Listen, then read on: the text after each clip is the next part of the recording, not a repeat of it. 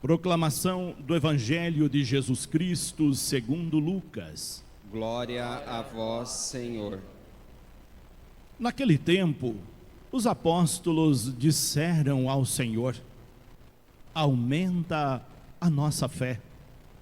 O Senhor respondeu: se vós tivesseis fé, mesmo pequena como um grão de mostarda, poderíeis dizer a esta amoreira: arranca-te daqui e planta-te no mar, e ela vos obedeceria. Se algum de vós tem um empregado que trabalha a terra ou cuida dos animais, por acaso vai dizer-lhe quando ele volta do campo: vem depressa para a mesa? Pelo contrário, não vai dizer ao empregado: prepara-me o jantar, cinge-te e serve-me, enquanto eu como e bebo, depois disso tu poderás comer e beber. Será que vai agradecer ao empregado porque fez o que lhe havia mandado? Assim também vós, quando tiverdes feito tudo o que vos mandaram, dizei: somos servos inúteis, fizemos o que devíamos fazer. Palavra da salvação. Glória a vós, Senhor.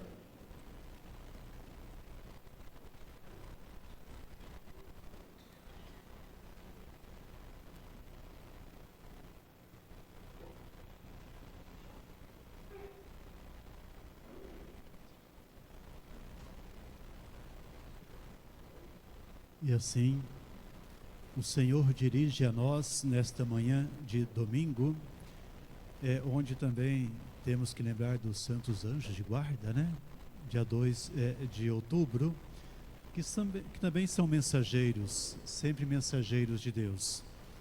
Mas aqui nós, queridos irmãos e irmãs, estamos com o coração aberto, né? Acolhendo a palavra que Deus dirige a nós.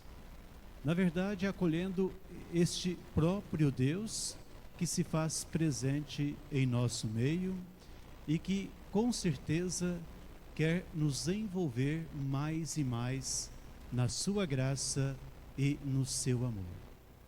E nós estamos aqui porque a fé já foi nutrida, não digo assim suficientemente, mas razoavelmente. Esse dom que nós recebemos de Deus, certamente foi sendo alimentado e foi se desenvolvendo em nossa história pessoal. Então, partindo desta frase dos discípulos, dirigindo-se a Jesus: Senhor, aumenta a nossa fé. Então, creio que também nós devemos ter esta mesma atitude, né?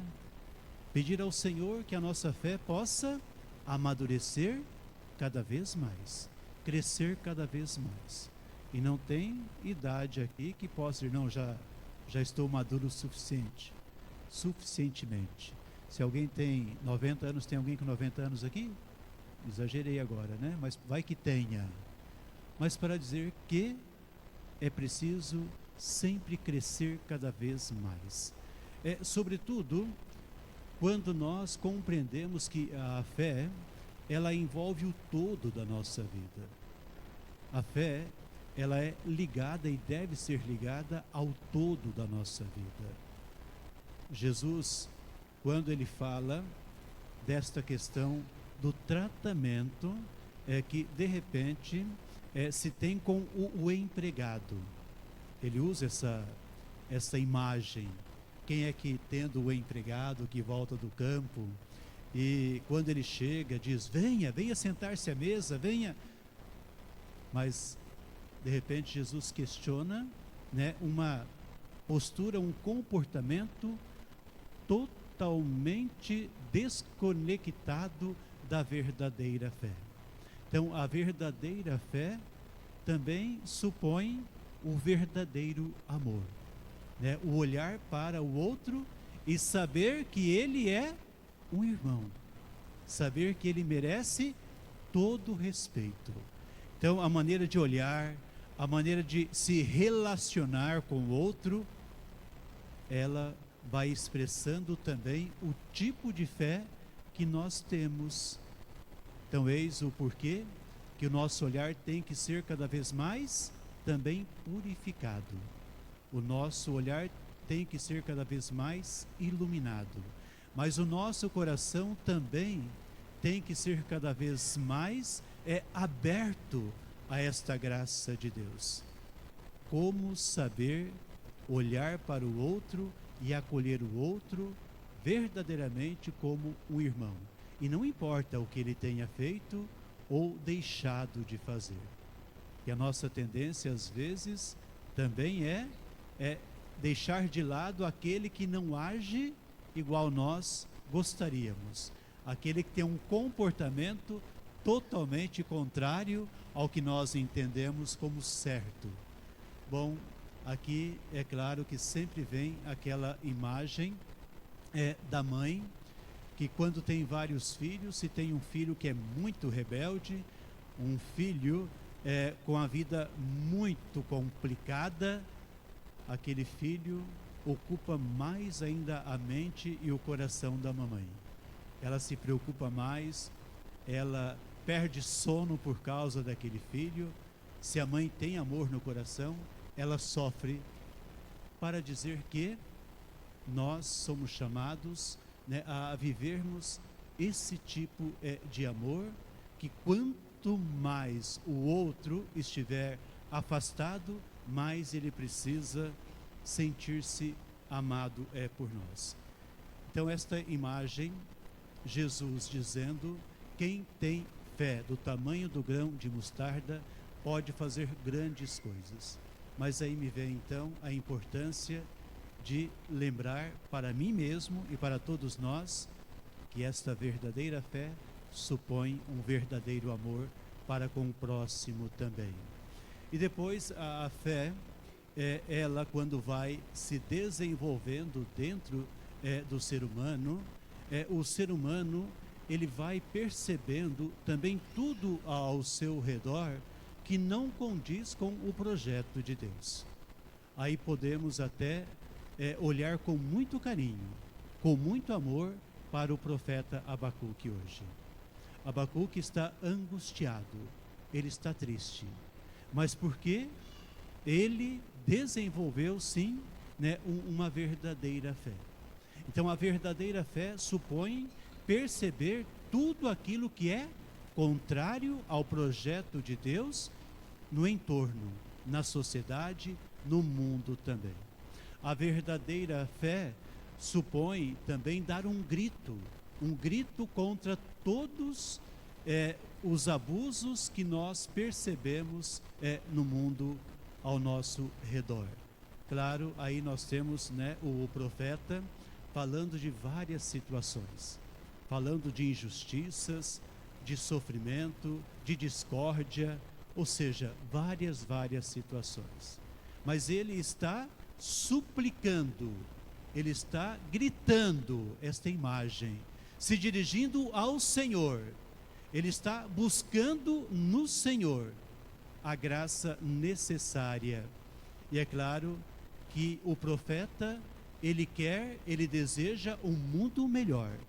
Um mundo onde as pessoas saibam se respeitar mais, onde as pessoas saibam viver um verdadeiro amor também, procurando construir a paz, jamais a guerra, jamais a discórdia.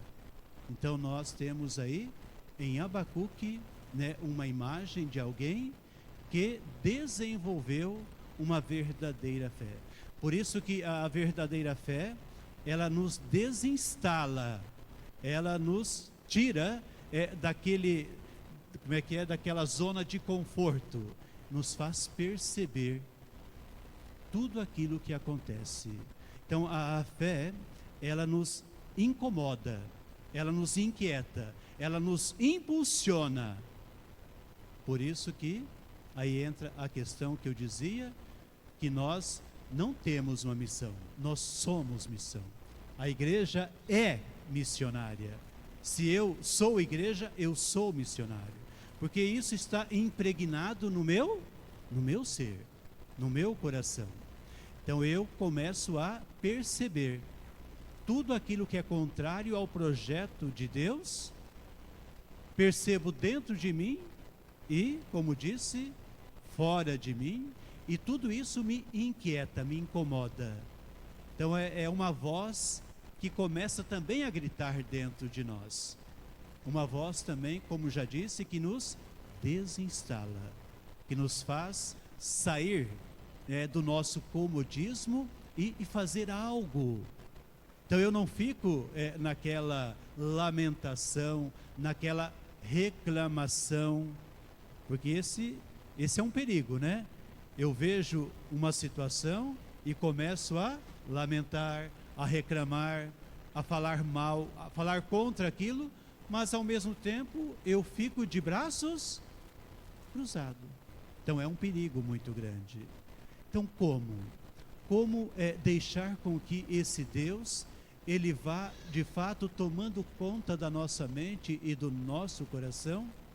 Esse Deus vá fazendo crescer em nós a verdadeira fé, de tal maneira que nós nos sintamos incomodados com tudo aquilo que é contrário ao projeto de Deus.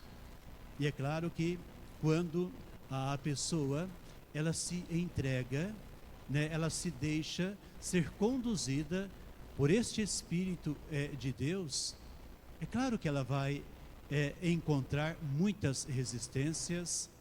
Então por isso que nós temos muitos missionários mundo afora, que conforme o lugar onde estão ali anunciando, conforme o lugar onde estão semeando a paz, semeando ali os valores do Evangelho, nós temos missionários que sofrem perseguições, sofrem maus tratos e muitos são mortos também. Porque o verdadeiro missionário, ou seja, o verdadeiro cristão, ele incomoda também. Ele provoca algo diferente. Mas quando eu digo isso, aí nós podemos pensar no próprio Jesus Cristo, né? Porque Jesus Cristo, com a sua maneira de ser, de viver, de fazer as coisas, de falar, Jesus é aquele que muito incomodou no seu tempo e continua incomodando hoje, quando ele está agindo em nós, em cada um que aceitou seguir, né, o seu projeto, o seu caminho também. Mas nós temos sim em Jesus o grande missionário do Pai. É aquele que, como disse, ele provocou muitas reações diferentes. Provocou sim em muitas pessoas uma abertura bonita, claro, muitos acolheram, mas também quando nós vamos aí meditando as passagens dos evangelhos, sabemos, né? Quanta resistência ele sofreu, quanta perseguição. Bom, chegou aonde chegou, a morte de cruz. A morte é a expressão do amor de Deus? Claro que é. Deus, ele deu a vida por nós, mas também é expressão desta resistência de homens e mulheres, também como nós, que não aceitaram Jesus Cristo e o crucificaram.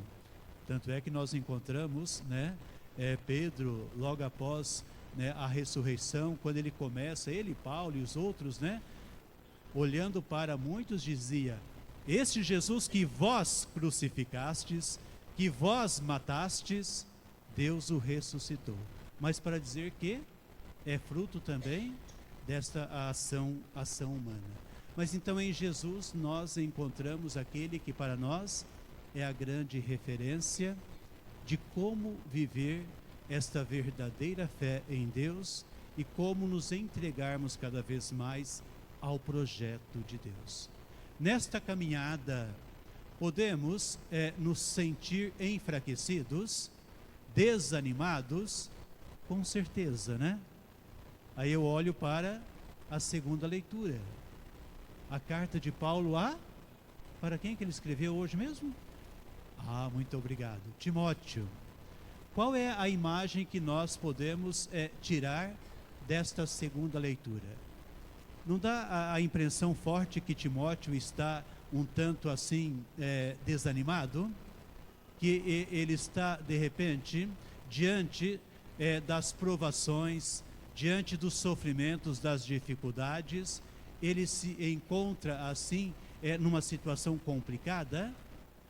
Porque Paulo se dirige a ele e com qual frase? Reavivai o dom de Deus que está em ti. Então parece que o dom de Deus está como se ofuscado em Timóteo, como se ele tivesse assim desanimado, desiludido diante de tanto sofrimento que ele está passando. Por isso que Paulo ele escreve claramente: nós não recebemos um espírito de timidez, de medo, não. Nós recebemos um espírito de fortaleza. Nós somos revestidos de um espírito de amor, de sobriedade. Então são frases que têm um peso muito grande. Então nós podemos sim ver ali em Timóteo uma pessoa que está passando um momento de provação, de desânimo, de cansaço, diante de tanta resistência, de tanto sofrimento, por causa do Evangelho, por causa do anúncio do Evangelho, por ser missionário. Mas aí de repente Paulo vem com esta exortação: reavivai o dom de Deus que está em ti. Você possui um espírito de fortaleza, ou seja, você está revestido de um poder que vem do alto. Portanto, continue firme, levante a cabeça, continue agindo, continue testemunhando. E se sofrer, aceite sofrer, por amor ao Evangelho. Em outras palavras, nós temos aí Paulo olhando para um discípulo também, que é Timóteo, e procurando dizer: é preciso lembrar, você tem um poder que vem do alto dentro de você. Você está revestido do poder do Espírito Santo. Bom, creio que para todos nós, esta frase, ela é fundamental. Se eu perguntar aqui, se alguém também já se sentiu desanimado, com falta de expectativa, com falta de esperança, parece que tudo está perdendo a graça, não tem nem sentido, né? É como se estivesse gritando aos ventos, sei lá. Quem que de repente já não tenha vivido um momento assim, de cansaço, às vezes até na missão dentro da própria família, porque a família também é um compromisso árduo ou não é? Até para educar filhos hoje é um compromisso exigente ou não é, papai e mamãe? E que alguns às vezes ficam até cansados também, né? Mas até lidar com o diferente, que aí eu vou brincar agora, viu? A esposa não é diferente do esposo? Então, de repente, lidar com o outro é exigente. E quantos que, nesta caminhada, desanimam e entregam, ou seja, vão deixando, abandonando as coisas. Como é importante saber que nós temos em nós, não mérito nosso, é graça de Deus. Temos em nós um poder que vem do alto, que é o Espírito Santo. Como buscar sempre neste Espírito a graça, a força, a sabedoria, a fortaleza, para lidarmos com todas as adversidades, com todas as situações complexas, seja dentro da família, seja dentro da comunidade, seja na sociedade também. Hoje nós também, a exemplo de Abacuque, poderíamos dizer: Senhor, olhando o mundo, quanta miséria ainda nós encontramos mundo afora. Pode ser que perto de nós, pode ser que Cascavel, esta imagem não seja tão aguçada, né, graças a Deus, mas quantas e quantas realidades de sofrimento nós temos mundo afora. Nós temos aí quantas pessoas que são exploradas, quantas pessoas que são desrespeitadas, quantas situações onde a vida ela não é amada, não é cuidada, não é preservada, não é promovida, onde o outro é um trampolim para que eu cresça, ou seja, o outro não é respeitado como ser humano. Então, quantas situações nos meios de comunicação, quanta falta de respeito ao outro nós percebemos nas redes sociais. Então nós sabemos que existem muitas situações que devem nos incomodar, mas aí então nós temos que, como disse, como missionários do Senhor, saber o que falar, saber como falar, saber a hora de falar também e a hora de silenciar. Eu não posso deixar com que o meu eu fique gritando, com que o meu jeito de pensar ele possa predominar. Como deixar com que a voz de Deus ela possa gritar mais forte em mim e por meio de mim. Então, como deixar com que o Espírito Santo ele vá me conduzindo para saber como agir, como reagir. Então, essa questão do serviço à vida, da Semana Nacional da Vida, como disse, é o cuidado, é o respeito que a vida humana ela precisa ter, desde a concepção até a chamada morte natural. Por isso que da mesma forma que nós somos contra e seremos sempre como cristãos de fé, contra o aborto, nós somos também contra qualquer agressividade contra o outro. Nós somos contra a guerra, nós somos contra todo o abuso em relação ao ser humano. Nós somos contra a pena de morte, porque ninguém pode se sentir no direito de tirar a vida do outro, porque a nossa fé diz o quê? Deus não quer a morte do pecador, Deus quer que o pecador qual que é a frase? Se converta e viva. Por isso que a sociedade ela deveria se preocupar como em restaurar o ser humano. Não é questão de punir e de, sobretudo, tirar a vida daqueles que de repente aprontaram tanto. E essa é a nossa preocupação. Por isso que até a pastoral carcerária não é compreendida por muitos, por isso que a pastoral carcerária é rejeitada por muitos que se dizem cristãos. Que a pastoral carcerária procura olhar com os olhos de Deus. E não importa o tamanho do crime, ela ainda acredita no poder da palavra. Ela acredita no poder do amor. O amor que destruiu a morte. O amor que venceu a morte. Então a pastoral, ela acredita que o ser humano pode ser tocado pela graça. Por isso que vai lá, por isso que procura gastar no bom sentido o tempo com aqueles que estão lá. E é algo que muitos, de repente, ficam assim, resistentes. Mas aí que entra então aquela frase que eu repito: Senhor, eu creio, mas... Senhor, eu creio, mas...